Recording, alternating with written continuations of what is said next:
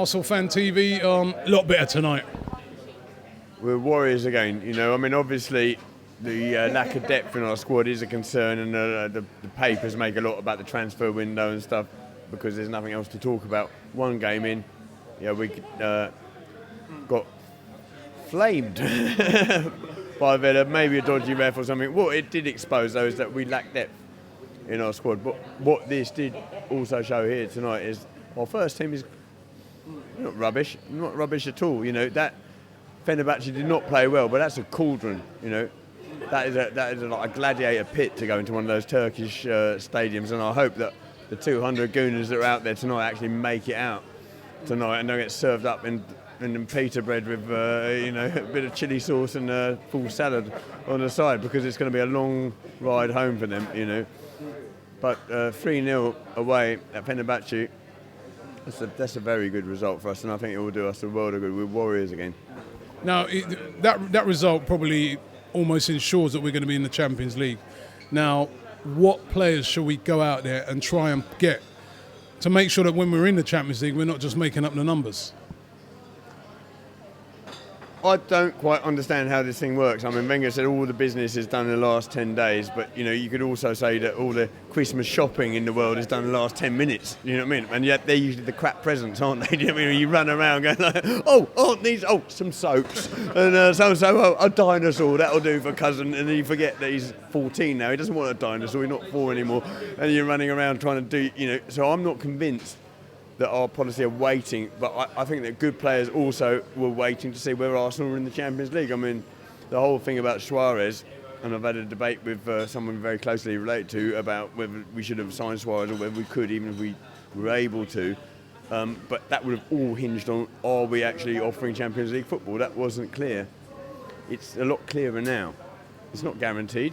They could still come and do us 4-0 at the New Highbury.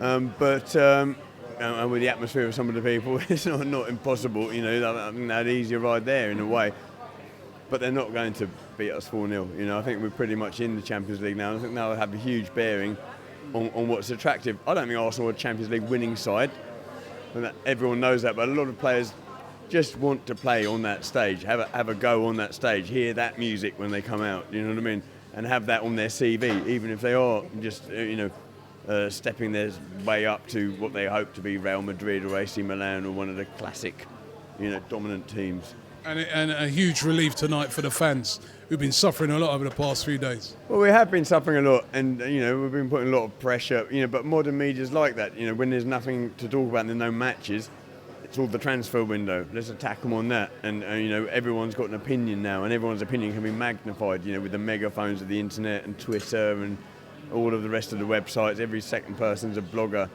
and you delve into somebody's blogs that are followed, and these are people who didn't even follow Arsenal before Wenger, and then they're saying he's the worst manager ever. And I'm going, no, actually, when you were born, he won the most things that we've ever won. Yes, we want success, of course we do, and I'm not happy with the financial model. It seems to me almost like we buy players by algorithm, as if we're some sort of city traders, using some computerised, high-tech formula to work out. If Wenger says everyone we buy is super quality, how do we end up with Andre Santos? There's some sort of computer that says, this guy's running compared to his goals, compared to his yellow cards, compared to his Costas, and we end up buying that, and you read the stuff in the Mail going about Chamberlain was only played for 20 minutes at the end because our financial model said that would be cheaper. But, these guys, they're really overpaid, definitely overpaid, and not loyal people, but it's a freelance market. There's no staff jobs in football anymore. Why should there be?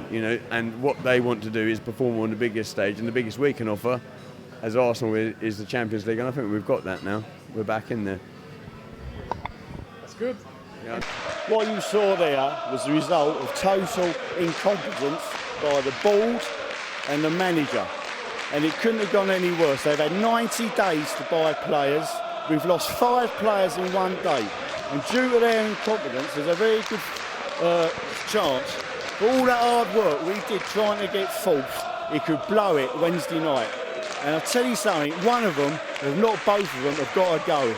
And I've got a message to Tim Payton and John Cross and all you media lovies, get off your arse and start saying it as it is. And a message to the board, either fucking shape up or get out, because you've let all the fans down. You should be ashamed of yourself, Gazidis.